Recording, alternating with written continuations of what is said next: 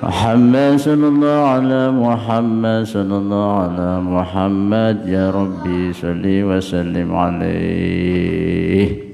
Terima kasih, semoga dengan salawat ini kita selalu akan diberi syafaat oleh baginda Nabi Muhammad sallallahu alaihi wasallam.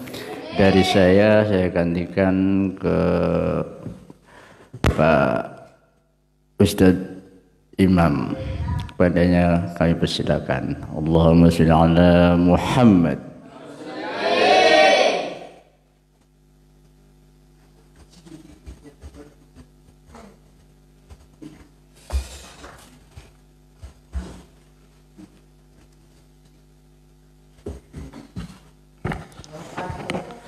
Assalamualaikum warahmatullahi wabarakatuh. Waalaikumsalam warahmatullahi wabarakatuh. La hadratin Nabi Muhammad sallallahu alaihi wasallam wa azwajihi wa dzurriyyatihi wa ahli baitil Fatihah. A'udzu billahi minasyaitonir rajim. Bismillahirrahmanirrahim. Alhamdulillahi rabbil alamin arrahmanir rahim maliki yaumiddin. Iyyaka na'budu wa iyyaka nasta'in. Ihdinas siratal mustaqim. Siratal ladzina an'amta 'alaihim ghairil maghdubi 'alaihim waladdallin. Ya, langsung saja. Jadi meneruskan pembahasan kemarin itu sudah alhamdulillah sudah 2 hadis. Kemarin sudah hadis pertama dan hadis kedua. Sekarang hadis ketiga. Teman-teman yang saya muliakan, saya hormati. Jadi ada Pak Sukron. Mudah-mudahan ini bisa belajar bersama. Nanti kalau ada kesalahan, kekurangan, nanti kita perbaiki bersama-sama, kita belajar bersama. Siap ya? Siap. Bismillahirrahmanirrahim. Al-hadisus salis. Al-hadisu utawi iki hadis as-salisu kang nomor 3. An Abi Abdurrahman Abdullah ibni Umar ibni Khattab. Jadi hadis yang ketiga ini dari Abdullah bin Umar. Abdullah bin Umar, sebagaimana saya jelaskan kemarin, hadis pertama dan kedua itu dari sahabat Umar bin Khattab. Nah, untuk yang ketiga ini adalah putra beliau. Namanya adalah siapa? Nama siapa? Abdullah bin Umar. Abdullah bin Umar. Beliau adalah sahabat Nabi yang luar biasa. Jadi sahabat Nabi itu banyak, ada ratusan ribu sahabat Nabi. Nah, ini salah satunya Abdullah bin Umar. Abdullah bin Umar itu orang yang luar biasa. Jadi salah satu orang yang banyak meriwayatkan hadis karena beliau dekat dengan Kanjeng Nabi Muhammad Shallallahu Alaihi Wasallam. Jadi hubungan beliau itu sangat dekat, meskipun secara usia itu agak jauh. Kemudian sahabat Abdullah bin Umar ini juga termasuk salah satu sahabat yang ibadahnya luar biasa.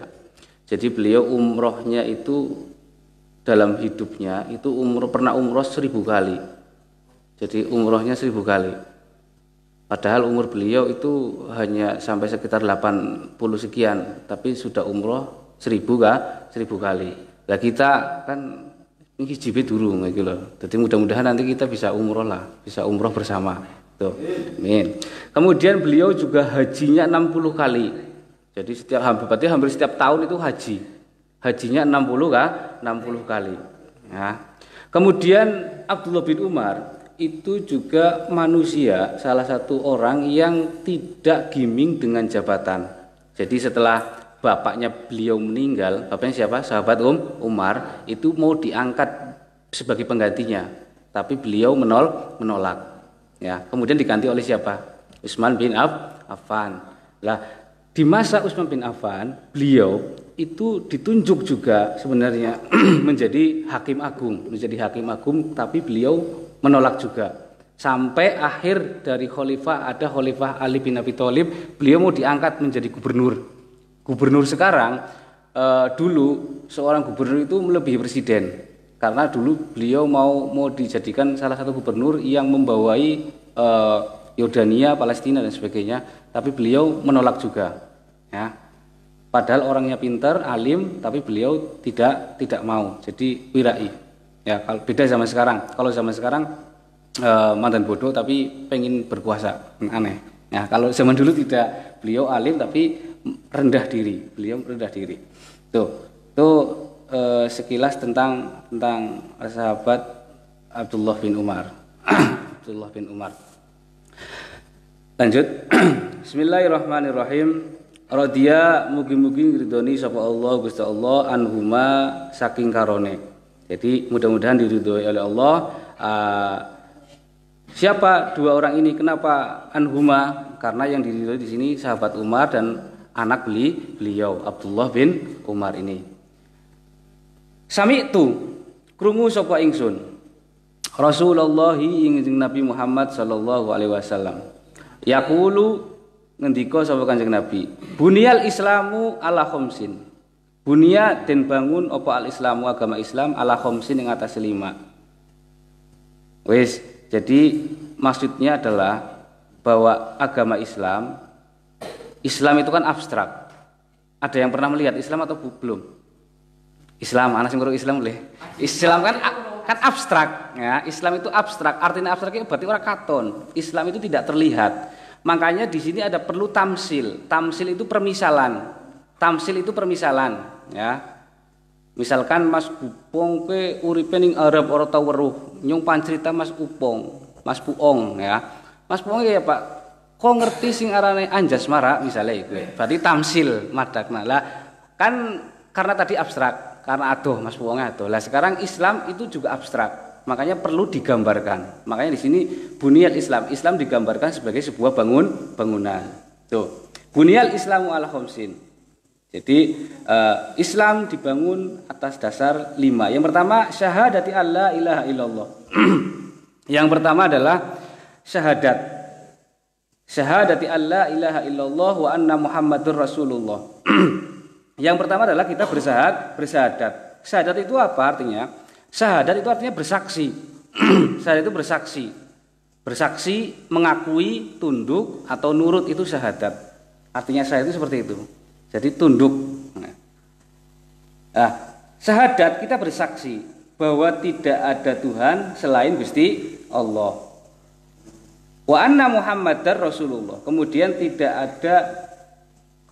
bahwa Nabi Muhammad itu adalah utusan Allah. Jadi Nabi Muhammad itu pada hakikatnya manusia seperti kita, manusia biasa.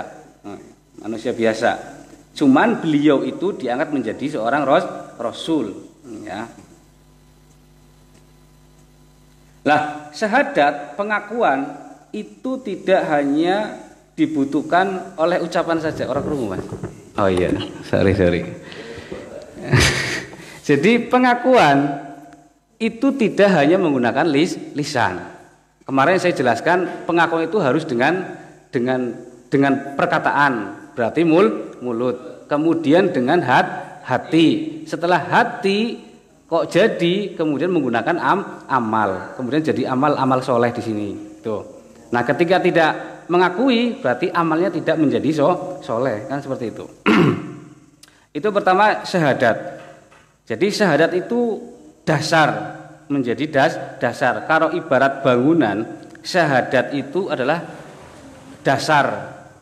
Itu Mas Imam kan ahli konstruksi bangunan. Jadi kalau diibaratkan syahadat kayak ceker ayam lah, kayak ceker ayam. Ya, umah laka ceker ayamnya kira-kira primen? Gampang rubuh ya, kenang angin ambruk. Didamun ding masukron misalkan damun rubuh kan ya, karena tidak ada penyangga, tidak ada ceker ayamnya. Tuh.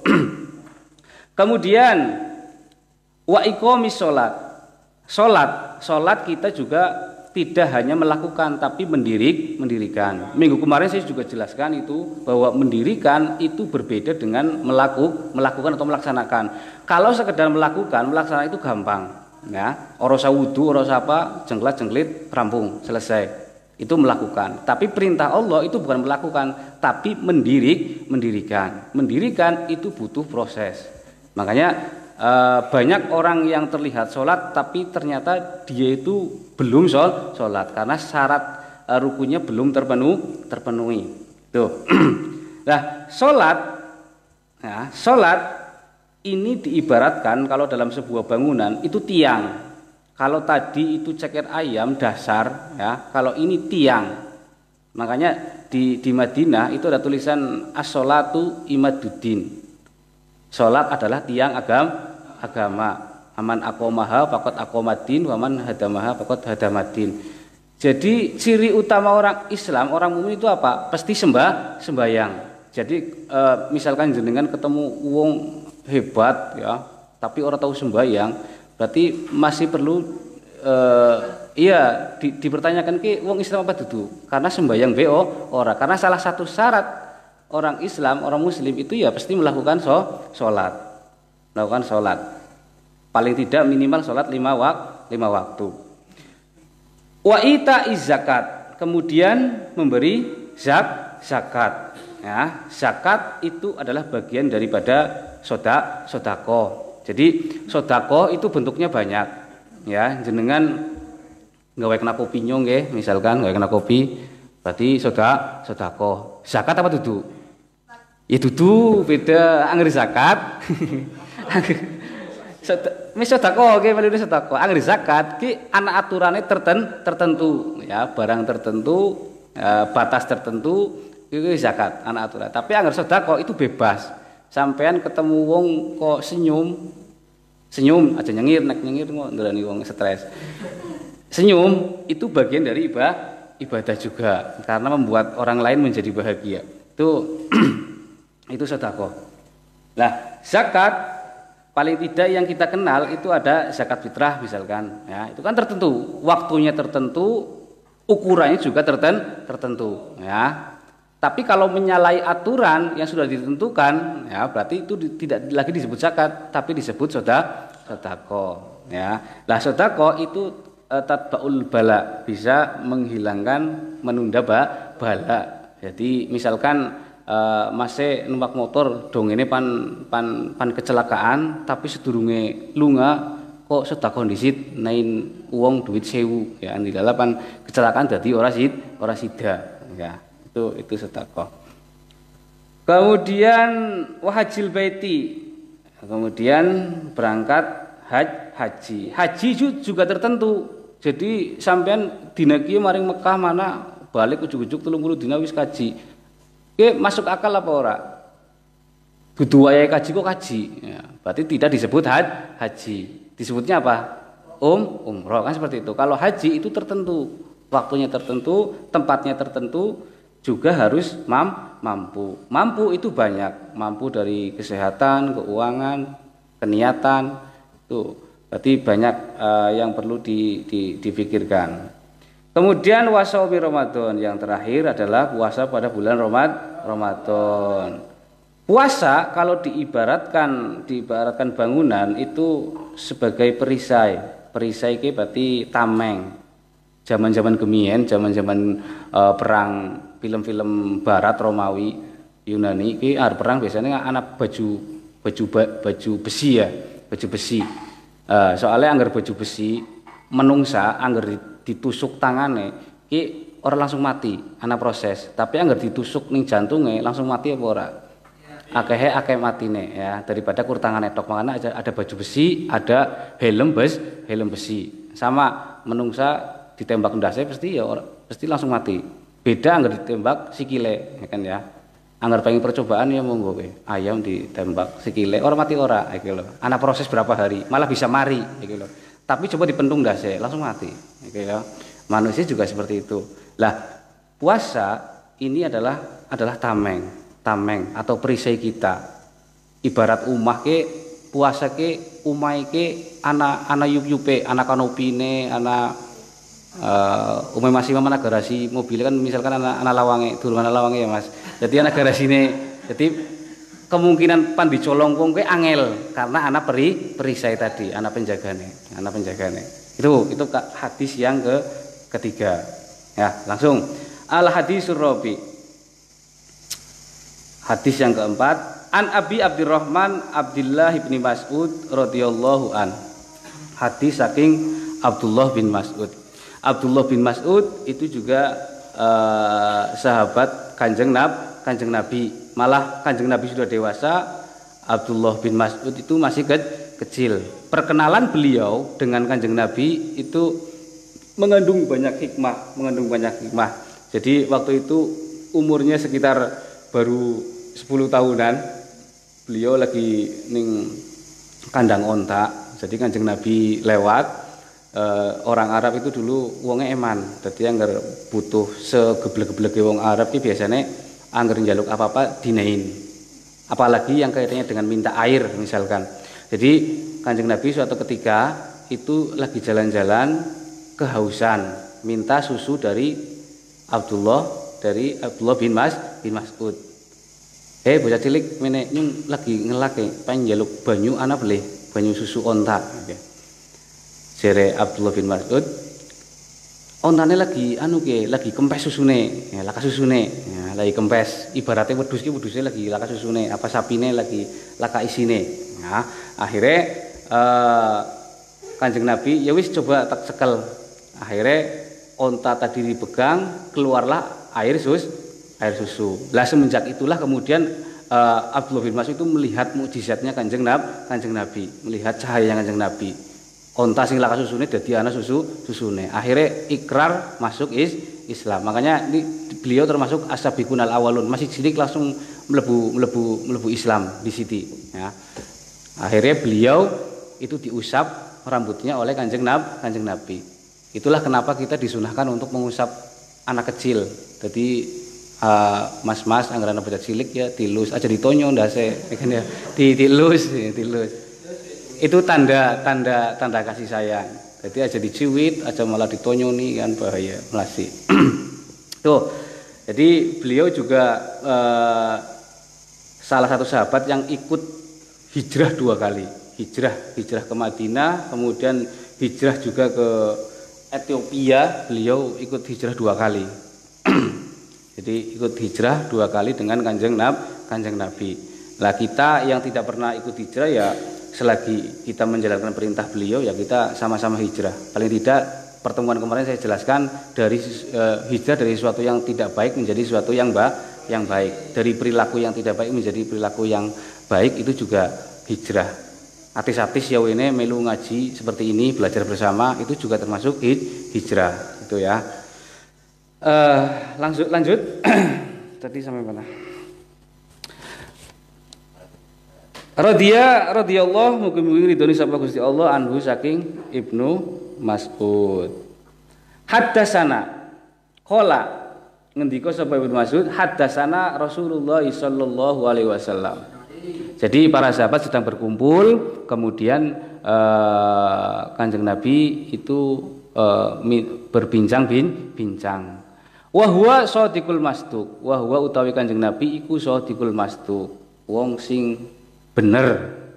Al masduku sing dibenerake dening Gusti Allah. Jadi kadang kalau Kanjeng Nabi itu jelas wis bener dibenerna dening Gusti Allah. Kadang manusia seperti kita itu wis lagi salah ngakune bener lah kasing benerna ya, apes apa ora ya. Wis lagi salah ngaku bener lah kasing benerna maning ya.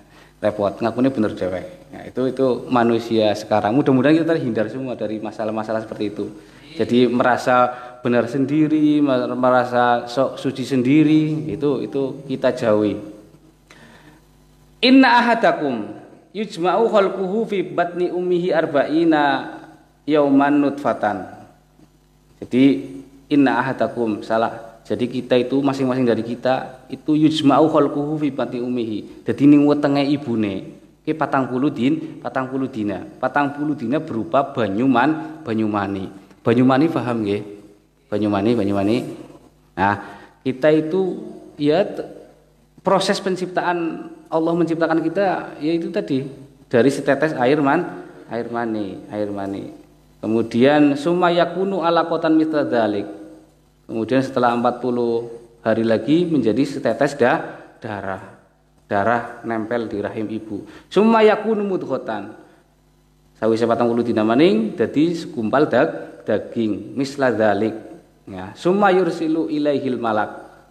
Setelah 40 hari summa yursilu ilaihil malak. Kemudian diutus ya. Gusti Allah ngutus malaikat. Fayangfuhu fihi ruh. Nyebulna ruh. Ya. Nyebulna ruh. Jadi disebul maring rahime para ibu tadi. Nah, itu prosesnya. Makanya kita tidak boleh sombong. Jadi kita itu setetes air mani. Air mani itu tidak ada harganya. Ya. Jadi banyu mani karo rokok bene larang rokok gitu loh. Mas Imam tak nai mani karo rokok milih ndi Mas Imam? Milih rokok kan seperti itu. Saking tidak berharganya mani. Makanya kita tidak boleh sombong. Proses kita itu ya seperti itu. Fayangfuhu fihi ruh. Kemudian Allah memerintah malaikat untuk menyebulkan ruh. Wa yu'maru bi arba'i kalimatin. Kemudian diperintahkan untuk menulis empat masalah. Bikat birizkihi, dengan menulis rizkinya. Rizkinya ditulis ke bocah bakale keprimen. Ya, duwe kerjaan apa ora, nganggur apa ora, itu ditulis. Wa ajalihi, kemudian meninggalnya kapan. Wa amalihi, kemudian amalnya bagaimana. Wa sakiyun au saidun. Sakiyun itu artinya celaka.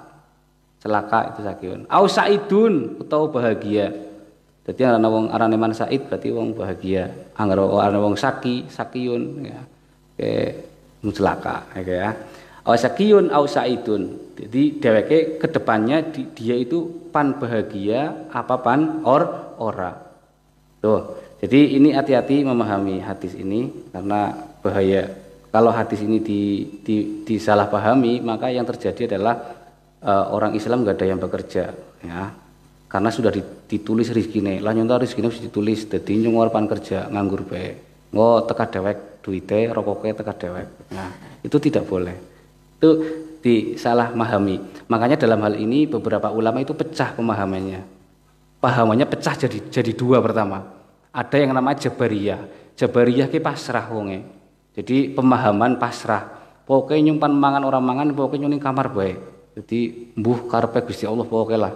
Ana sing ngirimi ya dipangan, lah sing ngirimi berarti orang mangan. Nah, kan ya. Paning kamar bae. Pokoke duit-duit ora duit ning kamar. Ya. Itu kira-kira salah atau benar? Itu pemahaman Jabariyah. Jabariyah itu pasrah bahwa manusia itu seperti ibaratnya wayang. Ya, ngalor ngidul ya. Tidak punya kemampuan ya. Kemudian ulama yang kedua itu ada namanya ulama Qadariyah. Qadariyah itu berarti yang tidak percaya dengan takdir. Jadi manusia itu kita harus bekerja keras sesuai dengan kemampuan masing-masing ya. Jadi wis pokoke orang percaya takdir, pokoknya bisa sugih kerja pokoke. Nah, kemudian paham yang ketiga itu muncul paham ahli sunnah wal jamaah. Tuh Abu Hasan Al Asy'ari itu ada pemahaman baru ya, bahwa manusia itu memang nasibnya sudah ditentukan tapi punya pilihan. Ada namanya kasbun atau kasab yang sehingga manusia itu harus berusaha. Masalah hasil berarti yang menentukan adalah Gusti Allah. Iya, ada kasbun. Ya, kasbun itu kasab. Iya, berarti harus bergerak. Jadi bergerak itu penting. Ki angger mandan jorok ya. Nek bapak ora gerak, ora dadi anak kayak gitu. Dadi kudu anak gerakan gitu. Paham ya? Suami istri nikah pola gerakan meneng-menengan bae ya ora duwe anak-anak suwe iki lho. Dadi kudu ana gerakan ke. Anak gerakan bae kadang ora dadi iki lho ya. Dadi kudu primen ke anak usaha liyane. Tapi yang jelas gerak itu sebuah keharusan. Bergerak itu sebuah keharusan. Jadi manusia itu memang harus selalu bergerak ya, maka akan menghasilkan sesuatu. Lah kita itu sudah memilih jalan ahli sunnah wal jamaah ya. Jadi kita itu percaya kepada Allah itu harus, usaha juga harus. Jadi tidak pasrah kalau dalam bahasa sekarang itu fatalisme ya, fatalisme paham fatal, jadi pasrah gitu. Itu tidak betul. Yang betul adalah tengah-tengah ya. Itu tadi karena kita sudah mengakui bahwa kita itu ahli sunnah wal jamaah. Ya, dan manusia itu punya pilihan. Manusia itu punya pilihan. Al-insanu bainal musayyar wal muhayyar. Itu manusia itu punya pilihan. Kadang bisa milih, kadang bisa ora. Mas Imam bisa milih jadi anaknya Presiden Jokowi apa ora? Ora bisa milih, ya, orang bisa milih karena sudah ditentukan oleh Gusti Allah. Kan seperti itu. Saya pengen jadi anaknya Chris John misalnya, tidak bisa. Atau saya pengen jadi anaknya Donald Trump misalkan, itu tidak bisa karena sudah dikirimkan oleh Gusti Allah ya jadi anaknya Pak Ridwan ya gitu. Jadi orang bisa jadi anaknya siapa gitu. Itu ya tidak bisa memilih. Angger bisa milih ya mungkin jenengan lakas sing milih jadi jadi wong cedak, milih jadi wong Arab apa wong Inggris sing gandeng-gandeng kan gitu. Kalau bisa memilih. Itu manusia kadang bisa memilih, kadang juga manusia itu dipilihkan oleh Gusti Allah ya. Angger sing milih, manusia bisa memilih apa ora? Bareng ngaji kiye nyumpan maring Bumayu, itu bisa milih atau ora? Bisa ya. Bar kiye nyumpan mangan mendoan maring Anjani misalkan. Dene kiye nyung ke pan bar subuh pan melayu-melayu maring Kaliloka ya misalkan. Itu bisa memilih. Jadi kadang bisa memilih, kadang tidak bisa memilih. Cuman harus dipaskan waktunya. Problemnya manusia sekarang adalah wayahe milih ora milih, wayahe ora milih malah milih. Kan seperti itu. Itu menjadi masalah tersendiri yang sehingga rawan terjadi masalah. Nah, angger wis lair ning cedak ning kali gintung, ya wis ora bisa dipilih maning donge nyung lair ning anu bae ya. Itu ndak bisa seperti itu. Ya, kecuali ngesuk pan kerja apa itu bisa milih. Wis itu pemahaman tentang rezeki, kemudian tentang bahagia atau tidak, itu ya pemahaman para ulama terpecah tadi. Jadi dua, kemudian jadi tambah satu lagi.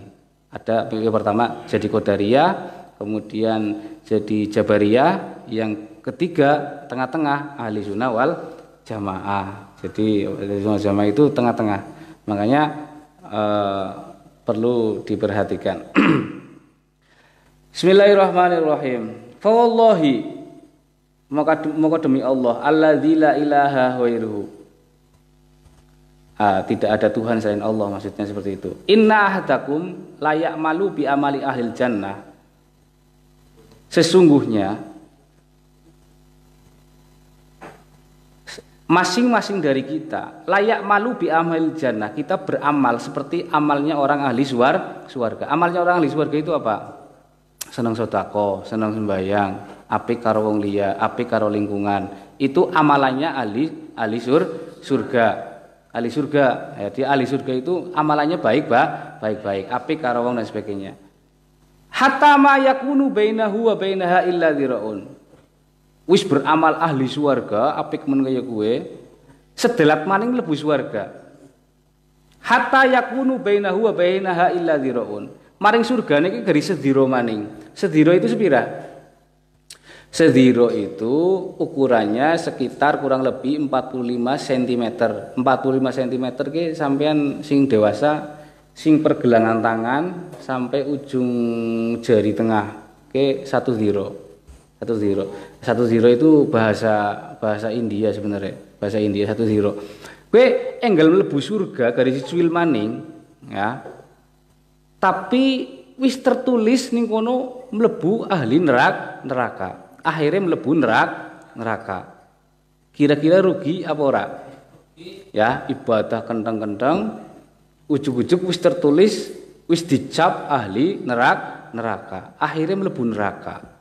Nah, ini pembahasannya juga hati-hati. Ya, angger ki salah paham kuwi bahaya. Sampai dadi ora gelem sembahyang, ora gelem sedekah, ora gelem salat, ora gelem apa. Karena wah nyong pas sembahyang ki rugi nggih. Masa nyong wis sembahyang kesel-kesel ujug-ujuge bakal mlebu neraka. Rugi apa ora? Rugi. Makanya di sini pelajaran yang bisa diambil adalah bahwa ketika kita beramal, amalan ahli surga, kita itu harus ikhlas. Harus ikhlas. Kalau tidak ikhlas ya nanti maka kamu amalnya akan sia-sia. Itu. Jadi mulai sekarang silakan bersama-sama ketika beramal baik itu diniati lillahi ta'ala. Banyak orang yang kelihatannya mengamalkan ahli surga, pada hakikatnya dia itu mengamalkan ahli neraka. Katanya lagi sedekah jebul lagi pamer. Atau saya lagi ngaji ke ben terkenal atau di live misalkan ya ben terkenal. Wah anggar suatu saat anggar nyalek kayak misal ya. Apa nyalon lurah gitu dadi kan. Itu sudah salah niat. Nah, itu kalau niatnya seperti itu rugi saya, ya rugi. Ya, jadi katone nyekel kitab jebule bakalnya mlebu neraka. Ya rugi nemeno, rugi.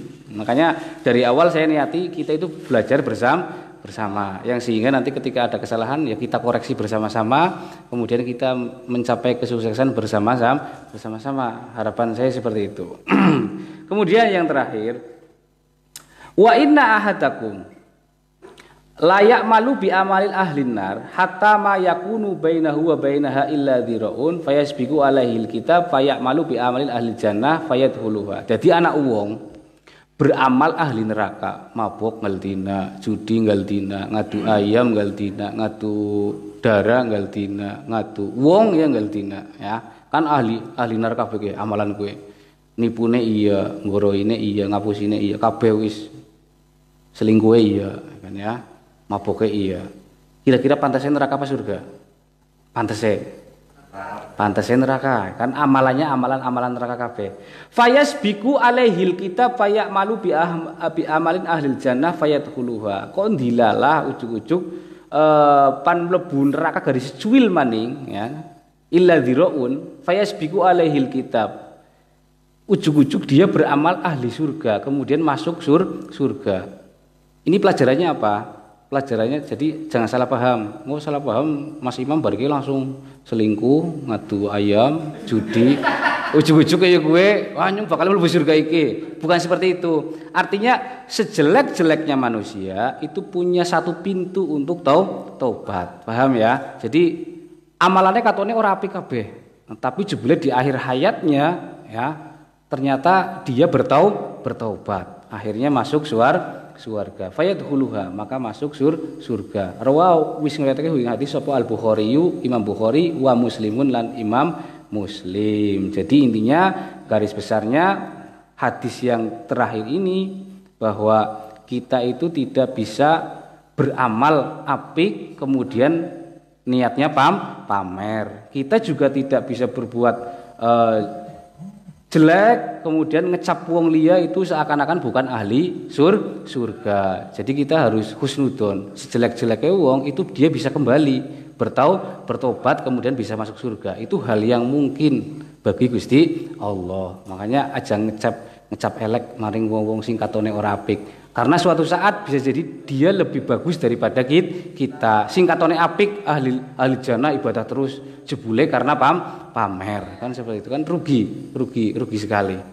Ning duniane ya rugi, kesel, jengklat-jengklit, semboyang jebule mlebu neraka. Kan rugi. Tuh, saya kira itu.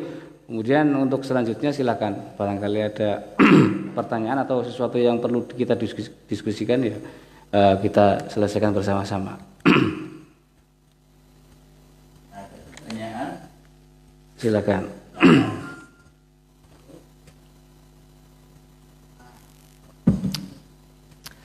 Kalau tidak bertanya ya wis rampung ya. Balik ya monggo. Ya monggo. Ketika orang itu melakukan kesalahan sudah banyak sekali ya. Di akhir hayatnya bertobat. Sebenarnya kan namun sudah namanya ya. Apakah ada proses penerapan juga atau gimana? Itu kalau tobatnya nasuha itu proses langsung terhapus dosanya. Bisa langsung masuk surga. Mas Supron mungkin bisa menjelaskan ada seorang penjahat wis dosana akeh nemen, kemudian dia sudah mateni wong waktu kowe 99 wong garis siji maning dilalapan mateni ke ninggal dheweke ya. wis mateni jet dheweke lunga pantobat pan ketemu karo kiai enggal anjuk dheweke ninggal dunia. Tapi karena niate mau apik pengen tobat, akhirnya dia mlebu suarga. Nembe pantok kowe, nembe pan ketemu karo wong apik tok. Tuh ada kisah seperti itu. Jadi kalau pemahaman beberapa ulama terhapus bisa masuk surga langsung. Bighairi hisab. Kalau tobatnya beneran tapi karena instrumen tobat itu kan juga banyak. Tobat itu kan paling tidak satu harus tidak mengulangi kesalahan yang sama. Ya kan berat Mas Imam ya. Biasa ngorowi tapi orang goroh kan angel. Makanya kan goroh sudah menjadi kebiasaan kita. Iya hobi. Makanya tobat sing goroh angel ya. Ya mungkin Mas Sukron juga seperti itu Mas Imam ya. Jadi coba sampean yung dina pan goro tapi ndilah goro bae karo bojo terutama ke. Biasanya sing wis bojo ya kan ya. Ki angel ya. Ben bojone ora nelpon iki ngomong lagi rapat misalkan. Kan bisa bae. Ya iki Mas Imam ya. Atau Mas Sukron kowe lagi garap apa ke selatuane. Padahal lagi ngopi padahal kan ya. Contoh. Tuh karena memang godaan pada kebaikan itu sulit angel. Yang tahu ya kita sendiri,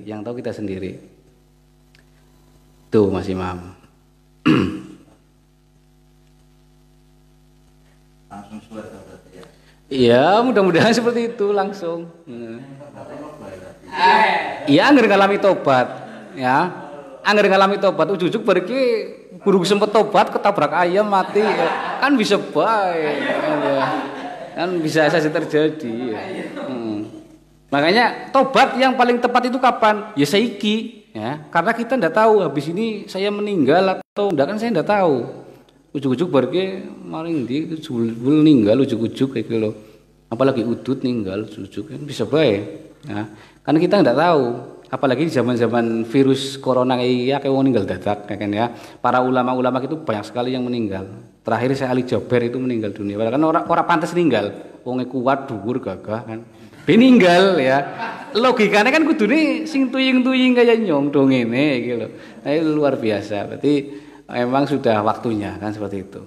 Dan kita nggak tahu dan nggak boleh sesumbar. Corona ki laka misalkan ya ora sesumbar iki. Ya, biasa bae. Ya. Intinya wayahe ninggal ya ninggal kan seperti itu. Tapi tidak boleh menantang. Akhirnya ngelawan pemerintah dan sebagainya itu kan tindakan yang tidak benar.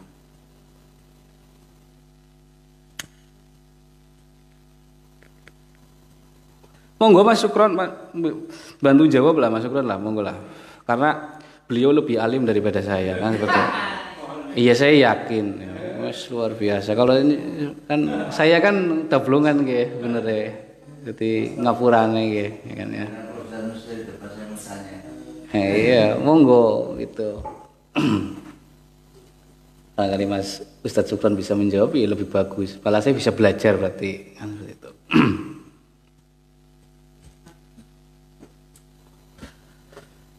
Itu jadi sekali lagi jangan salah paham karena hadis ini kalau salah memahami banyak jebakan ini, banyak jebakan. Makanya hadis di sini bunyinya seperti ini nanti dijelaskan di hadis yang lain kan seperti itu. Terus seperti itu. Kalau dipahami secara letter itu bisa bahaya. Banyak generasi Islam yang nggak mau kerja pasti karena sudah dijamin tadi pemahamannya Jabariyah misalkan orang belum kerja ya wis repot. Nah, atau orang belum nikah pengen langsung dua anak misalkan orang bisa. Ini butuh proses nih, proses punya istri kan seperti itu harus proses.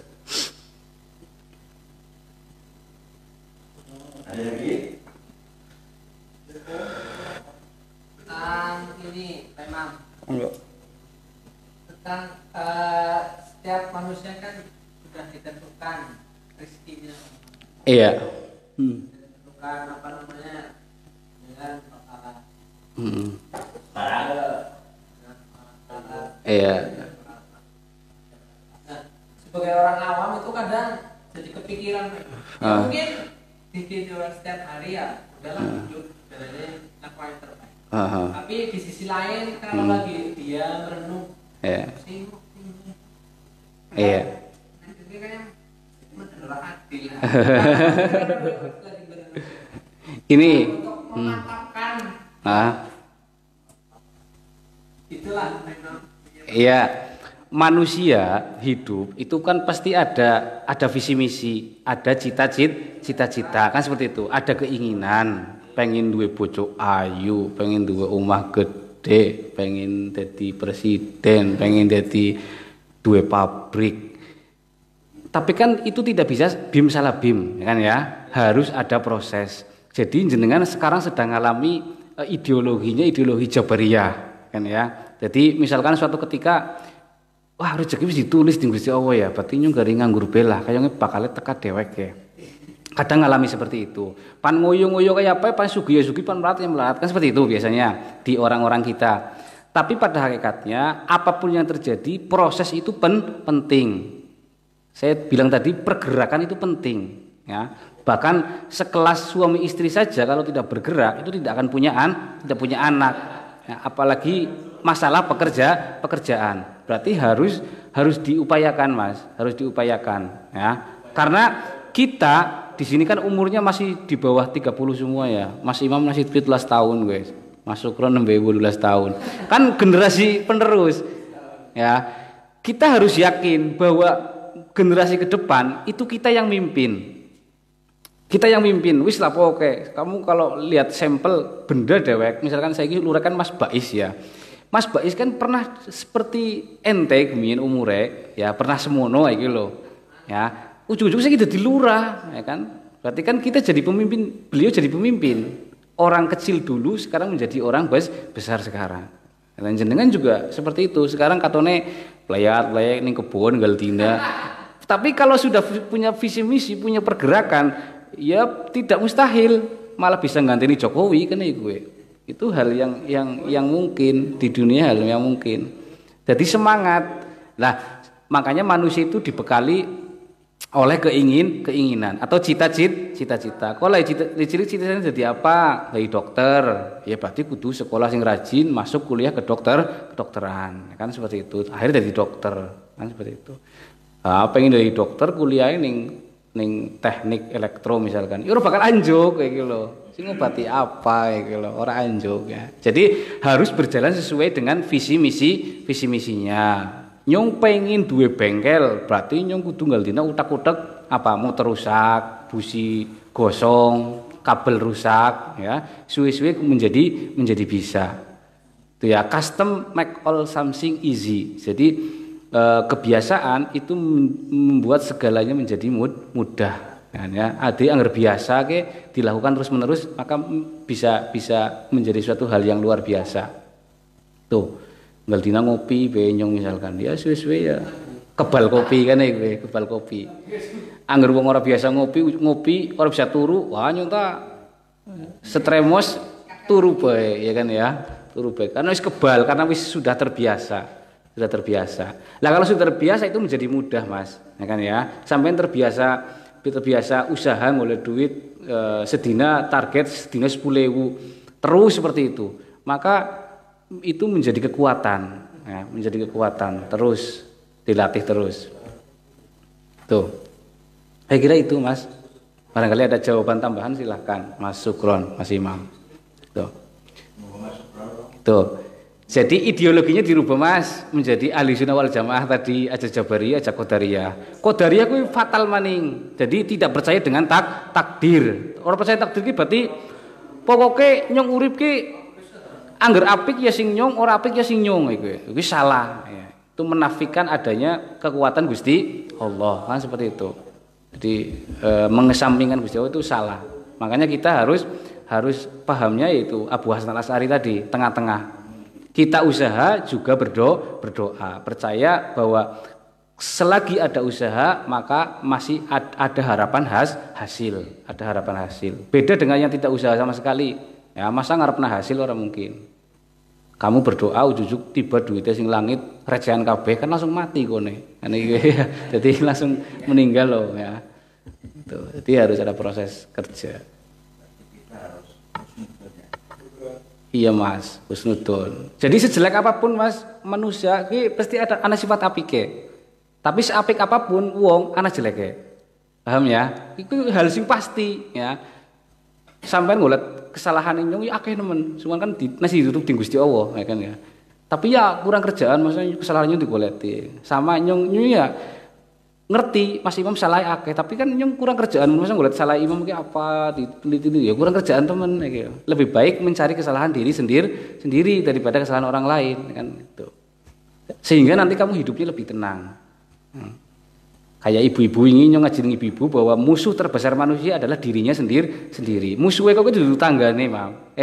Bos Imam, dudu tanggane, dudu kancane dudu, tapi dirinya sendiri. Anggar sudah berpikir seperti itu, maka hidup kamu itu bahagia, enak.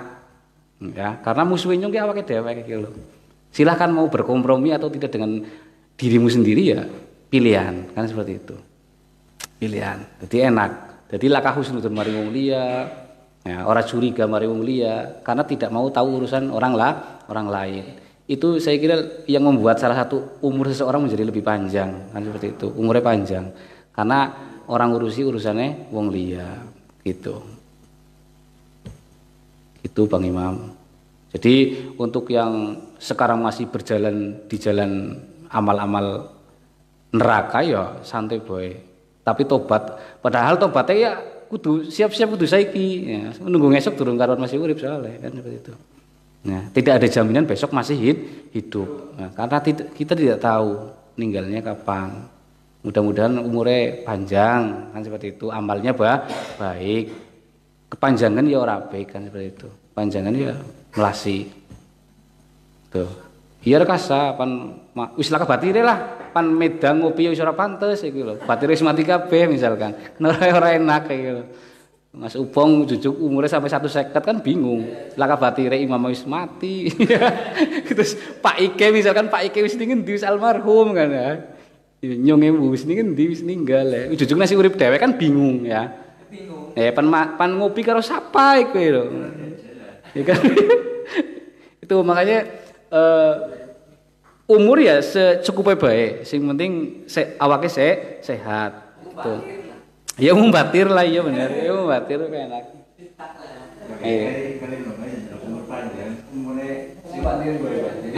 Iya sing umum gemien tahu Nabi Ibrahim iki ndonga pengen umurnya dawa.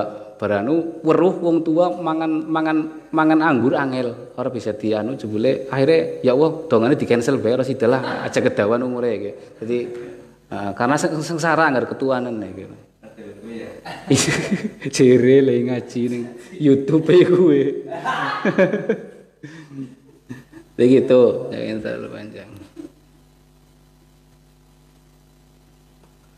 Ya gitu Mas Imam, hari ini saya persingkat soalnya ben cepet. Ada pertanyaan dari Sidu TV. Monggo.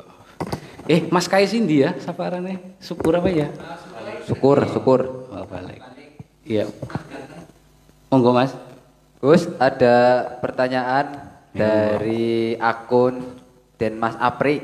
Ini ya tuh teman kayak mantap. Assalamualaikum, Gus. Maaf melenceng dari topik pembicaraan. Ya. Apa arti dari 9 bintang di lambang NU?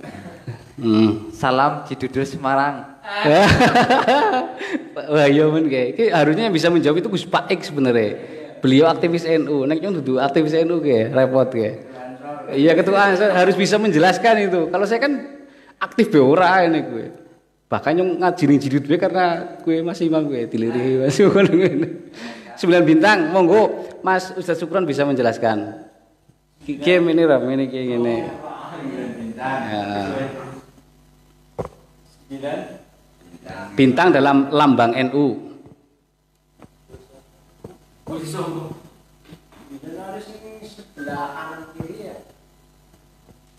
Angger orang yang NU ya ning roh Jisamsu, anak. Ya persis karena Jisamsu itu lahir karena yang melahirkan itu kan Syekh Nawawi siapa ya? Mbah Khalil Bangkalan ya. Ya, Mbah Khalil Bangkalan itu yang menciptakan roh Jisamsu. Ben wong NU roh maring Samsu. Itu lambang NU kan dari atas itu katanya apa? Kita harus taat kepada Allah dan Rasul. Kemudian yang keempat yang kanan kiri itu berarti ulama wasyidin. Iya itu. Jadi ulama Abu Bakar, Umar, Utsman. Empat-empatnya kan bilangnya itu. Itu yang di bawah. Ya, taat Allah dan Rasul, kemudian yang kedua lambang. Artinya baik itu adalah sebuah organisasi yang tidak ada organisasi yang menafikan terhadap para sahabat. Seperti Syiah. Ataupun yang Warid ya. Yeah. Satu ada yang memihak para sahabat, ada yang anti dari para sahabat. Sehingga DNU itu adalah sebuah lambang yang mana itu tidak ada, ya tidak moderat sekali, tidak memihak. Ya sahabat itu semuanya benar, tidak ada yang salah. Walaupun toh ada perselisihan dari sahabat satu seperti Muawiyah dengan dengan Sayyidina Ali atau Muawiyah dengan korbannya, tapi tidak menjadikan para sahabat itu orang yang keluar dari Islam. Sehingga NU dilambangkan dengan para sahabat karena menandakan bahwa NU itu adalah orang yang membenarkan pasal semuanya, tidak ada yang semuanya benar karena beliau adalah orang-orang yang hidup pada zaman Nabi, karena cahaya nubuah katanya. Ya sebenarnya makanya dalam hadis banyak menerangkan bahwa keistimewaan para sahabat, kalau kita ingin selamat ya kita harus mengikuti para al-khulafa ar-rasyidin al-muhtadin, orang-orang yang diberi hidayah. Itu adalah salah satu artinya. Tahu saya seperti itu. Ya gitu. Terima kasih Mas Sukron. Itu Mas siapa mau sing takon? Mas Apri itu seperti itu di penjabaran Mas Sukron. Sedikit saya tambahi, kalau ke Indonesiaan, ke Nusantaraan, karena yang ditanyakan bintang NU tadi, karena lebih spesifik ada jawaban itu melambangkan Wali Songo karena beliau yang membawa Islam yang moderat. Ya, jadi artinya beliau itu Wali Songo misalkan menghadapi orang itu tidak langsung vonis. Ada Hindu Buddha, ada Kristen. Beliau itu pengen merangkul, bukan menghancurkan. Inginnya orang masuk Islam itu atas dasar kesadaran, bukan karena paksaan. Nek saya kan akeh ki lambang Kristen ki salibe dibantingi bae. Itu salah sebenarnya. Itu bukan malah membuat orang Kristen itu masuk ke Islam, itu malah sebaliknya, malah mental. Lah Islam ke teroris ya gawene ngebuki wong bae gitu loh. Jadi seperti itu. Itu lambang Wali Songo. Lah Wali Songo disebutkan saja nama-nama Wali Songo, hati kita menjadi tenang karena mereka itu moderat sekali. Seperti Sunan Kalijaga dan sebagainya membawa dakwah dengan peralatan musik misalkan. Itu kan penggabungan. Kemudian ada acara tahlilan itu 40 hari 7 hari setelah meninggal dunia, itu kan peleburan, persilangan atau penyatuan tradisi agama lain dengan tradisi agama Islam. Yang tadinya 7 hari itu foya-foya, 40 hari mabok-mabokan, judi misalkan dulu, diganti dengan bacaan Yasin tahlil. Itu kan dalam satu dalam rangka merangkul biar orang itu benar-benar masuk Islam berdasarkan kesadarannya sendiri tanpa ada paksaan. Karena pada hakikatnya Islam itu bukan paksaan. Lakum dinukum waliyadin. Kopan agama Islam ya monggo, pan ora ya ora. Itu pilihan monggo. Kalau memang dianggap benar Islam ya monggo kita masuk Islam, ramaikan Islam bersama-sama. Gitu Mas Apri jawabannya. Kalau kurang memuaskan monggo itu. Jadi diantaranya sahabat juga mempercayai dengan madzhab itu ya. Jadi yang empat itu nanti jadi hati Allah hati Rasul. Ya. Dari cabangan yang tadi kan tinggal 138 ya. 1 Allah. Kemudian yang keempat itu jadi sebuah aliran yang mengikuti dari madzhab. Arti lain ya selain Wali Songo itu pertama ya para sahabat benarkan, kemudian yang 4 itu adalah orang yang mengikuti dari madzhab. Ada berapa? Ada berapa? Ada 5 ya? 4 ya? 4 itu dari Imam Syafi'i, Imam Hambali, Imam Hanafi. Imam Muzaki. Itu darahnya Kowe sing sesat Imam Muzaki nek sesat. Artinya karena apa? Karena sekarang banyak dari artinya mengukuhkan itu bahwa kita itu tidak mau harus artinya harus taklid. Iya benar. Karena banyak dari aliran-aliran yang artinya tidak sepaham dengan kita mendirikan sebuah madzhab itu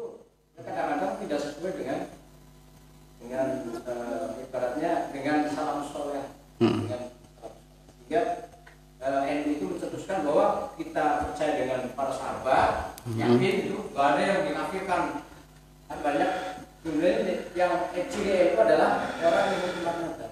Apa saja? Kebetulan di Indonesia banyaknya imam mazhab Syafi'i. Yang semuanya benar, semuanya benar. Dia dari itu ada orang yang salah satunya ahli sunnah wal jamaah itu orang yang salah satu mengikuti empat mazhab. Iya. Itu cirinya. Ya, kalau nggak mengikuti bagaimana? Ya itu bukan ciri. Mungkin Nahdlatul Ulama sendiri ya. Siapa saja mengikuti Imam Ahmad, Abu Hanifah. Itu diantaranya arti daripada jadi ya mencakup semua ya. Karena kalau kadang-kadang ada aliran yang nggak percaya mazhab, apa mazhab itu? Kita kembali ke Quran dan hadis. Jadi itu tidak seperti itu. Kita harus bermazhab. Karena ya mau tidak mau harus bermazhab. Karena kita tidak mampu menerapkan sebuah hukum dan kita tidak punya kemampuan. Iya. Yang mampu hanya mereka yang menurut dari mazhab. Iya, ndak mungkin kita memahami Quran, memahami hadis itu langsung nggak bisa. Lah bahasa Arab nyong dewek ora paham bahasa Arab, angel misalkan apa memahami sebuah hukum dari Al-Qur'an hadis ki angel. Angger ora melu karo wong liya. Itu makanya taklid itu mengikuti ulama-ulama terdahulu. Jadi jenengan karena mazhab itu banyak, jenengan aja gampang ngafirna. Misalkan anak Muhammadiyah ki anu sesat ki ora, cuman beda imam tok. Ya. Cuma beda mazhab tok. Itu ya. Jadi orang kagetan iki lho. Jadi aja sampai anak wong sembahyang subuh ora kunutan digebuki misalkan. Itu kan ora bener gue, ya. Kan luwih bener wong sing ora sembahyang kuwi digebuki bener iki lho. Dadi orang wong sembahyang ora kunut aja diapa-apa aja diprotes. Ngomong malah dadi ora sembahyang soalnya iki lho, ya. Jadi tuh jawabannya gitu Mas Apri. Yang satu itu melambangkan Wali Songo, yang selanjutnya jawaban dari Mas Supron itu melambangkan mazhab dan sahabat. Itu kan seperti itu. Karena memang akhir-akhir ini Indonesia juga banyak aliran baru yang mengkafirkan sahabat-sahabat selain sahabat Ali misalkan. Kayak seperti aliran Syiah itu kan yang beliau junjung hanya sahabat Ali, yang lain itu kafir semua. Itu kan luar biasa. Dari generasi sekarang seperti Wahabi ya Mas. Oh, iya Wahabi. Dari generasi seperti Imam Syafi'i itu dianggap kafir, itu kan iya. Itu udah seperti itu. Semua itu justru orang itu cirinya seperti itu. Saya kira gitu Mas Apri, barangkali kurang memuaskan ya. Mohon maaf, saya bukan pemuas ini. Enggak. Ini seperti itu. Ya barangkali ada yang lagi silakan. Cukup?